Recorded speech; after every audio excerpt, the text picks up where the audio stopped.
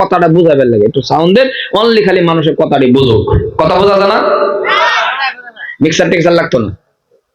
ও মুসলমান ভাইয়ের আমার, হরেন একটু সাউন্ড দেন, মানুষে শুনেই না।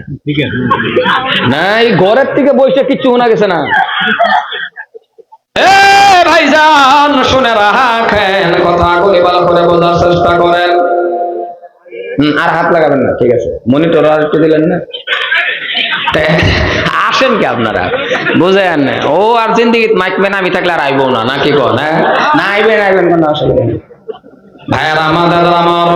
হ্যাঁ বাবা সুন্দর হয়েছে একদম, নাকি সুন্দর হয়েছে না? হ্যাঁ আন্তাজি কয়, ওইলেও কয় সুন্দর।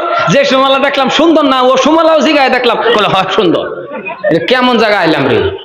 হ্যাঁ আমি কি কবরস্থ নবাস করতেছি নাকি?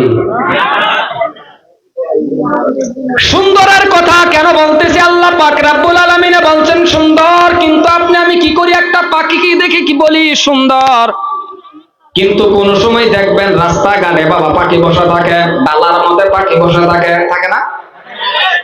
কোন সময় গাছতলা গাছের মধ্যে পাখি বসা থাকে, একজন আরেকজনের ডাকিয়ে না কয় না, বলে এদিকে এদিকে দেখ দেখ দেখ কি সুন্দর কয়, কথা কয় না, দেখছো? কিন্তু পাখিও বলে আমারে সুন্দর বলিও না, আমি যে সুন্দর। পাখিয়ে কয় আমি যে সুন্দর। ও মানুষ, এটা কোরআন শরীফের মধ্যে নাই, কিন্তু মানুষ রে মানুষ, তুমি যে সুন্দর এটা কোরআন শরীফের ভিতরে আছে। আরো আসতে কও সুবহানাল্লাহ। যুবক বলি শেষ, দুঃখ লাগে আমার।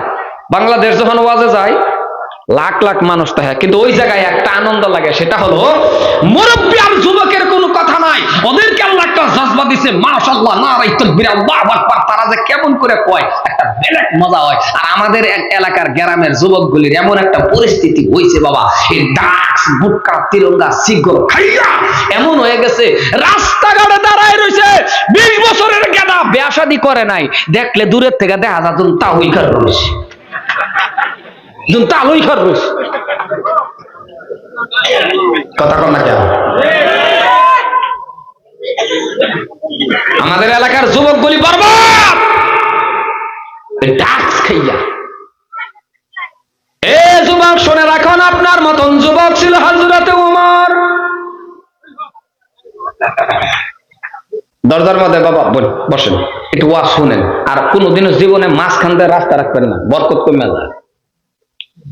মনে রাখবেন সাইডে রাস্তা রাখবেন, কেউ উঠতে গেল ওইটার দিকে দেন ছুটে বক্তা ছুটে শিক্ষা দেয় গেলাম, আর আগুন তো আর রাস্তা মাঝে রাখবেন না, সাইডে রেখে দেন।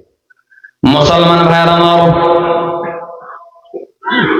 ও ভাইজান, আপনার আমার মতন যুবক ছিল হযরত ওমর। ওমরের কথাটা বলার কারণ এই তো বাবা, আমি